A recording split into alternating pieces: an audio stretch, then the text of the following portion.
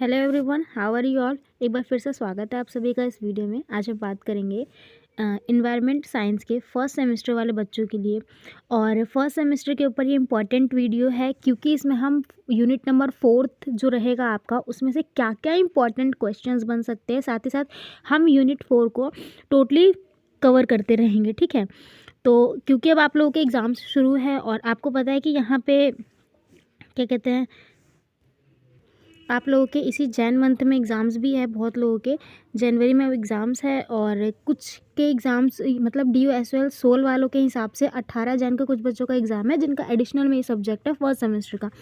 पर वहीं शायद हो सकता है रेगुलर या फिर नॉन वाले बच्चों का एग्ज़ाम ये 20 के बाद है। तो आप अपने अकॉर्डिंग देख लेना, I am not be sure, पर मैं आपको एक अप्रॉक्सीमेट आइडिया बता रही हूँ कि आप लोगों का एग्ज़ाम इसी जनवरी से 25 दिसंबर से पहले पहले आप लोगों के एग्ज़ाम्स हैं।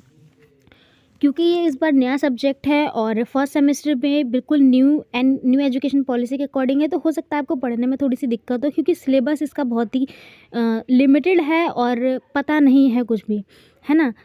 और फर्स्ट सेमेस्टर में भी हो तो थोड़ी सी नर्वसनेस हो कि कैसा एग्ज़ाम होगा। तो sir don't worry, I am with you. तो आपको बस हमारे चैनल पर बने रहना है। आपको हमारे चैनल पर जो भी वीडियोज़ और जो भी क्वेश्चंस आते हैं उनको clear time to time cover करना है। सिर्फ आपको इतना ही करना है। I am giving the guarantee 110% you will cover almost your syllabus, okay, by through our video. सो यहाँ पे देखिए यूनिट नंबर 4 से क्वेश्चन नंबर 1 बन सकता है आपका। ये सतत विकास है। आपने हमेशा सस्टेनेबल डेवलपमेंट के बारे में भी सुना होगा। इनफैक्ट गवर्नमेंट यानी कि भारत सरकार या फिर विश्व भी सस्टेनेबल डेवलपमेंट में बहुत ज़्यादा फोकस में आती है। ये जो डेवलपमेंट है इसके ऊपर क्यों इतना ध्यान दिया जाता है, इसके हम बात करेंगे और मुख्य तत्वों को समझेंगे। क्वेश्चन एक बार आप ध्यान से पढ़ लीजिए। क्वेश्चन क्या कहता है कि सतत विकास यानी कि सस्टेनेबल डेवलपमेंट क्या है, इसके मुख्य तत्वों को बताना है। क्वेश्चन ये आ गया। क्वेश्चन अगर घुमा के भी आए कि सतत विकास ने क्या है, ये क्यों ज़रूरी है, क्यों विश्व में उस पर ध्यान दिया जा रहा है, तो भी आपको सेम ही पॉइंट लिखने हैं। ठीक है ना, क्योंकि हम आगे पूरा एक्सप्लेन करेंगे। तो सबसे पहले आप बात करो कि सतत विकास होता क्या है। तो सतत विकास की जब हम बात करेंगे, यहाँ पे देखो सतत विकास, सबसे पहले आपको किसी भी क्वेश्चन को अटेम्प्ट करने के लिए उसको 3 पार्ट में बांटना है। उसको सबसे पहले आप इंट्रो देना है, फिर उसकी बॉडी यानी कि भूमिका, फिर उसका कंक्लूजन, यानी कि इन दोनों चीज़ से आप क्या समझे वो आपका कंक्लूजन बनता है। ओके, उत्तर में आप लिखोगे सतत विकास का अर्थ। तो सतत विकास का अर्थ है वर्तमान पीढ़ी की आवश्यकताओं को पूरा करना बिना भविष्य की पीढ़ियों की आवश्यकताओं से समझौता किए हुए। मतलब आज जो भी रिसोर्सेज आप यूज़ कर रहे हो उसका कोई भी इम्पैक्ट आने वाले फ्यूचर टाइम पे आपकी जनरेशन के ऊपर ना मिले। जैसे आज देखोगे, आज के टाइम पे कोयला है, ठीक है, कोयले की दिन पर दिन उत्पादन घटता जा रहा है, तो हो सकता है भविष्य में कोयले का उत्पादन बिल्कुल ही कम हो जाए। तो ये चीज़ है कि यहाँ पे हमें फोकस करना चाहिए। ये किसके अंदर आता है, सस्टेनेबल डेवलपमेंट के अंदर। इसीलिए भारत सरकार कोयले के अलावा और क्या क्या चीज़ें हैं जो हमें यूज़ करनी चाहिए उन पे फोकस कर रही है ना। अब तो गैसेस वगैरह भी आ गई है, फैक्ट्रीज़ में भी कोयला जलाना बंद कर दे क्योंकि इससे बहुत सारे प्रॉब्लम भी है, इन्वायरमेंट पोल्यूशन होता है और भी बहुत कुछ होते हैं। ठीक, तो सतत विकास का मतलब समझ आ गया होगा आपको कि सतत विकास का मतलब ये होता है कि वो सारे ही संसाधन, वो सारे ही रिसोर्सेज जो वर्तमान पीढ़ी की आवश्यकताओं को पूरा करने के लिए किया जाए, पूरा करने के लिए ज़रूरत में या फिर काम में लाया जाए, पर बिना भावी पीढ़ी को नुकसान पहुँचाए या उनको ख़त्म किए हुए, ठीक है, उनके समझौता किए हुए। यह आर्थिक, सामाजिक और पर्यावरणीय पहलुओं के बीच संतुलन बनाए रखने पर आधारित है। क्लियर हो गया। तो इसके मुख्य तत्व क्या रहेंगे। इसका पहला तत्व है आर्थिक विकास। सस्टेनेबल डेवलपमेंट हमेशा आर्थिक चीज़ों पर फोकस करता है कि हम अपनी इनसे संसाधनों को और ज़्यादा कुशल और ज़्यादा अच्छा कैसे बनाएं। तो इसके एक्सप्लेनेशन में आप लिखोगे कि मुख्य तत्व में आर्थिक विकास सस्टेनेबल डेवलपमेंट यानी कि सतत विकास में बहुत ही महत्वपूर्ण योगदान निभाता है, क्योंकि ये संसाधनों का कुशल और संतुलित उपयोग करता है। कुशल और संतुलित यानी कि हमें अपने रिसोर्सेज को उसी हिसाब से मैनेज करना चाहिए जिससे कि वो आने वाली पीढ़ी के लिए भी रहे। ठीक है।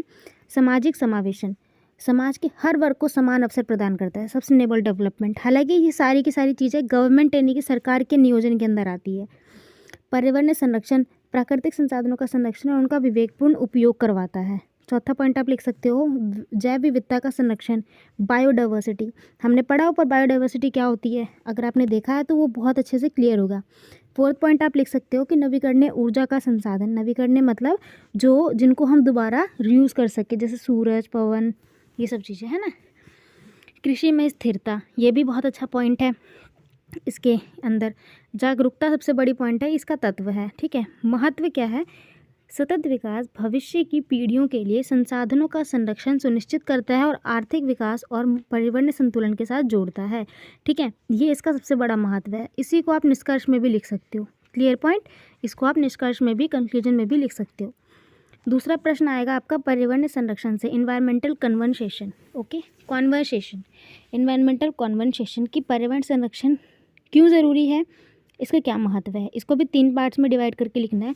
ये 50% ही चांस है कि एग्ज़ाम में आएगा, बाकी आप अपने आंसर को इस तरीके से लिख सकते हो कि पर्यावरण संरक्षण का क्या अर्थ होता है। तो इसका साफ मतलब ये, संरक्षण का मतलब होता है किसी चीज़ को बचाना, कन्विंस करना, किसी चीज़ को ठीक है, कंसीव करना।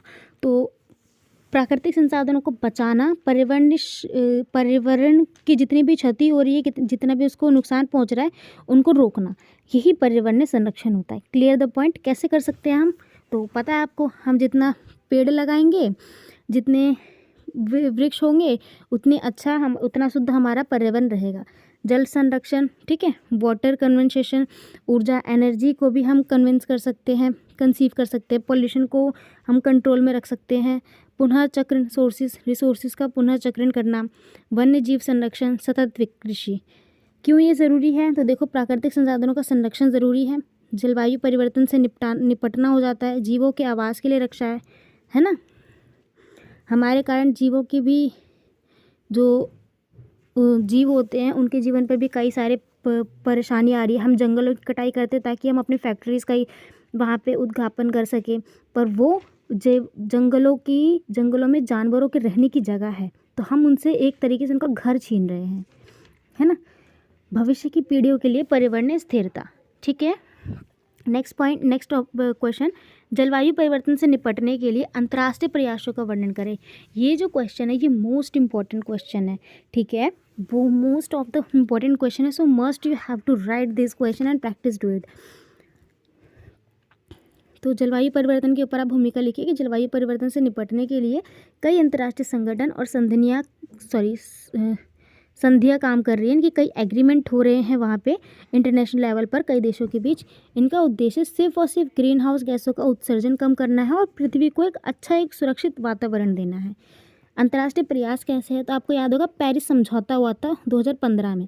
पेरिस एग्रीमेंट में बात की थी कि किस तरीके से ग्रीन हाउस गैसेस को कम किया जा सके, ठीक है। जो इतना ज़्यादा टेम्परेचर बढ़ रहा था, ये उसके ऊपर बात की थी 2015 में। समझौते का उद्देश्य सिर्फ यही था कि वैश्विक तापमान को कम कैसे करना है, 1.5 डिग्री सेल्सियस तक सीमित करना, ठीक है। टारगेट फिक्स किया था उन्होंने पेरिस समझौते में। उसके बाद एक आया था क्योटो प्रोटोकॉल, ठीक है। ग्रीन हाउस गैसों के उत्सर्जन को नियंत्रित करने के लिए 1997 में ये लागू हुआ था, और ये हुआ था पेरिस में, ठीक है। ये पेरिस में ही हुआ था क्योटो प्रोटोकॉल। इसके बारे में आप और थोड़ा रिसर्च करके ज़रूर लिखना, ठीक है। संयुक्त राष्ट्र जलवायु परिवर्तन सम्मेलन, ये एक ऐसा संगठन है जो केवल और केवल पर्यावरण मुद्दों को अपने हाथ में रखता है, और ये अंतर्राष्ट्रीय लेवल का है। यूएनओ का ही एक संघ है, यूएनओ का ही एक डिपार्टमेंट है। संसदीय देशों को जलवायु परिवर्तन की चुनौतियों से निपटने में सहयोग करना है, यही इसका काम है। कार्बन ट्रेडिंग, जिसका काम सिर्फ यही है कि कार्बन डाइऑक्साइड और कार्बन ट्रेडिंग के व्यापार को कैसे कैसे कम करना है, क्योंकि इसका पर्यावरण पर बहुत ज़्यादा नुकसान पहुंच रहा है। सतत विकास लक्ष्य से, ठीक है, सस्टेनेबल डेवलपमेंट, ठीक है, सस्टेनेबल डेवलपमेंट टारगेट्स, पर्यावरण स्थिरता को बढ़ावा देने के लिए 17 लक्ष्य प्रदान किए थे। 17 लक्ष्य। अब आपका ये होमवर्क है कि वो 17 लक्ष्य एक बार आप गूगल से या फिर किसी भी अदर जगह से सर्च करिए और एक बार उसको रीड आउट करिए, ताकि पता चले। और एग्ज़ाम में कम से कम 6 से 7 पॉइंट्स आपको इसमें से लिखने हैं। नवीकरणीय ऊर्जा के प्रचार प्रसार के प्रयास, नवीकरणीय ऊर्जा के प्रचार और प्रसार के प्रयास। निष्कर्षण में आप ये लिख सकते हो कि पर्यावरण शरण को कम करने और जलवायु परिवर्तन के नकारात्मक प्रभावों से निपटने में यही वो तत्व है जो हमें सहायता दे सकते हैं। तो ये आपका यूनिट नंबर 4 से था। एक बार मुझे आप कमेंट बॉक्स में ज़रूर बताना है कि आप लोग कहाँ से अपनी ग्रेजुएशन कर रहे हो, SOL से या NC वेब से, और जो आपकी प्रिपरेशन कितनी इस वीडियो के थ्रू हो पा रही है, आप मुझे ज़रूर बताना। क्या ये वीडियो आपके लिए हेल्पफुल है तो आप मुझे कमेंट बॉक्स में ज़रूर बताना, ठीक है, ताकि हम इसी टाइप की वीडियोज़ और लेकर के, और अगर इसके अंदर कुछ और जैसे आपको कुछ अपने तरफ से कुछ ऐड करना है तो आप मुझे अपने ज़रूर सलाह दीजिएगा। बाकी मिलते हैं नेक्स्ट वीडियो में। Thanks to being and thank